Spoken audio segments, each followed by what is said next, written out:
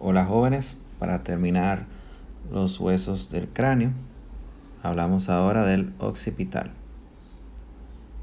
El occipital es un hueso impar, está ubicado en la región ya posterior del cráneo e inferior, ayudando precisamente a formar parte tanto del piso, ¿verdad?, como de la pared posterior del cráneo. Este hueso está conformado en torno y alrededor de este agujero, que es el agujero magno, teniendo entonces por delante el cuerpo o porción basilar, a los lados las masas laterales y por detrás la porción escamosa. Le describimos entonces que tiene una cara exocranial y una cara endocranial. La cara exocranial, entonces, por delante del agujero magno, lo que corresponde a la porción basilar, encontramos un agujero que se llama fosa escafoidea. Una fosa escafoidea junto a un tubérculo que se llama tubérculo faríngeo. Y al lado de ese tubérculo hay unas crestas, se llaman crestas musculares.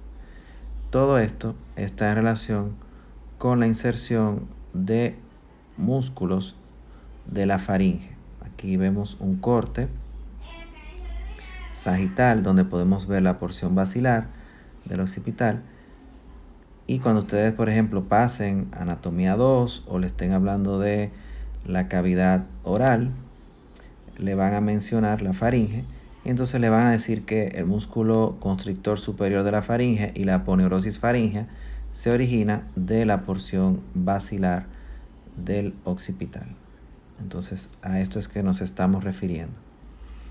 A los lados entonces tenemos lo que corresponde a las masas laterales. Tenemos unas superficies articulares, se llaman cóndilos del occipital. Y esos cóndilos tienen una relación articular con la primera vértebra cervical o atlas. Por delante y por detrás de los cóndilos del occipital hay unos agujeros. Estos agujeros se llaman respectivamente por su relación agujero condilio anterior y agujero condilio posterior. El agujero condilio anterior permite el paso del 12º paracraneal o nervio hipogloso, un nervio motor de la lengua, el nervio hipogloso, entonces atraviesa el agujero condilio anterior, 12º paracraneal. Detrás, entonces, está el agujero condilio posterior, que generalmente está obliterado, pero de ser permeable también permite el paso de una vena emisaria o vena comunicante. A los lados de los cóndilos del occipital, esa zona está en relación con la inserción de los músculos rectos laterales del cuello. Detrás entonces del agujero magno tenemos la escama del occipital, y la escama del occipital vemos que tiene una superficie irregular, o sea, tiene una serie de accidentes, como lo es desde la línea media una cresta que se llama cresta occipital externa, que termina en un saliente que se llama protuberancia occipital externa. Esa protuberancia nosotros la podemos incluso palpar a través de la piel. A los lados entonces de la protuberancia occipital externa hay una línea semicircular, se llama así línea curva semicircular superior del occipital o línea nucal superior. Y si volvemos otra vez a la cresta occipital externa en su punto medio, entonces de ahí parte a los lados la línea curva occipital inferior o línea nucal inferior. Toda la escama del occipital en su cara exocranial presta inserción a músculos de la nuca, que entonces en su momento se le irán describiendo, pero por ejemplo a nivel de la línea curva occipital superior tenemos la inserción de un músculo que se llama el vientre occipital del occipito frontal, el trapecio, el complexo menor, el esplenio de la cabeza, entre las dos crestas o líneas nucales, entonces está el oblicuo superior de lo que es el cuello, también el complexo mayor. Y debajo entonces está el esplenio del cuello y también los rectos posterior menor y oblicuo menor. De ahí entonces toda esa rugosidad por todas esas inserciones musculares. Vamos entonces a la cara endocranial. La cara endocranial del occipital, de igual manera, entonces por delante del agujero magno tenemos la porción basilar o cuerpo del occipital, donde está tunelizada. Hay un canal que se llama clivus. El clivus permite entonces en el vivo que se asiente, se aloja lo que es ya el tronco, la porción más rostral del encéfalo que da paso a la médula espinal, como lo es el puente o protuberancia y la médula oblongada o bulbo raquídeo. Ahí entonces un corte sagital donde vemos esa relación anatómica. A los lados entonces, donde se corresponde a las masas laterales, lo que vamos a ver es que todo esto está en relación con el agujero rasgado posterior, es decir, con el agujero yugular. Por eso entonces encontramos una tuberosidad yugular, una escotadura yugular y una apófisis yugular. Eso es lo que le mencioné cuando hablé del temporal, que ahí se forma, se cierra el agujero rasgado posterior. Esto es occipital, esto que está rosado es el temporal, y vemos entonces el agujero rasgado posterior como tiene una porción posterior que abarca más o menos los 2/3 del agujero, es la más amplia, aloja la vena yugular, y un tercio anterior por donde pasa noveno, 10 y 11 par craneal o glosofaringeo, vago y espinal accesorio. Ya lo que corresponde a la cara endocranial de la porción escamosa, entonces tenemos igual, similar a lo que es la cara exocranial, en el punto medio hay una eminencia que se llama protuberancia occipital interna, de donde entonces a los lados hay unos surcos vasculares, venosos, se llama entonces surco de los senos transversos.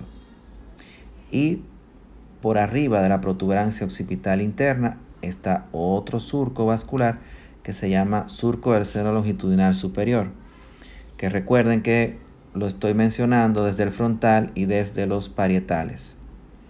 Debajo de esa protuberancia occipital interna hay una cresta, se llama cresta occipital interna, y ahí entonces termina insertándose también la hoz del cerebro, que igual se lo mencioné en el frontal como se lo mencioné en el etmoides. La cresta occipital interna hacia el agujero magno se bifurca, se divide en dos y forma una fosa triangular que se llama fosa vermiana. Eso de vermiana es porque está en relación con la unión de los dos lóbulos cerebelosos, ¿verdad? Esa comisura que los une se llama vermix. Aprovechamos entonces estas imágenes para mencionar, mira aquí por ejemplo, la hoz del cerebro que desde el frontal y el etmoides va hasta atrás, hasta la cresta occipital interna. Igual todo lo que es el seno longitudinal superior, recorriendo frontal, parietal y en este caso lo que nos toca, el occipital.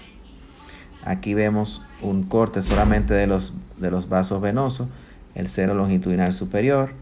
Vemos los senos transversos que hacen los surcos laterales en el occipital, los senos sigmoideos que se lo mencioné en el temporal, y a nivel de la protuberancia occipital interna, aquí, ¿verdad?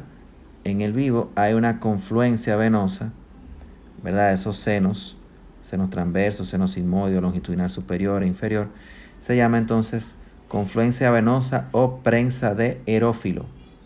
Prensa de Erófilo o confluencia venosa. Como pueden ver, para finalizar, vemos que todas estas formaciones en la cara endocranial hacen una formación cruciforme, valga la redundancia. Entonces hay 4 cavidades. Hay 2 que están a ambos lados del surco del seno longitudinal superior y por encima del surco de los senos transversos, se llaman fosas cerebrales, y están en relación con los lóbulos occipitales del cerebro. Y hay dos fosas inferiores que están a ambos lados de la cresta occipital interna y por debajo del surco de los senos transversos. Se llaman fosas cerebelosas y está entonces en relación, como su nombre lo dice, con los lóbulos cerebelosos, ¿verdad? Por delante entonces la porción basilar del occipital se articula con el esfenoides. En sus bordes laterales tiene relación articular, como se ve aquí, con la porción petrosa del temporal, y por su borde superior se articula entonces con los parietales formando la sutura lambdoidea. Aquí podemos ver las fosas cerebrales, cerebelosas, surco del seno longitudinal superior.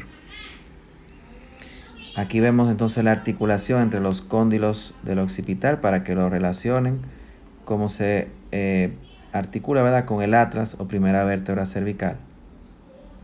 Esta es una vista de cómo se puede ver por radiografía cóndilos del occipital con el atlas. Entonces, jóvenes, eso es todo en cuanto al occipital. Que sigan bien y hasta la próxima.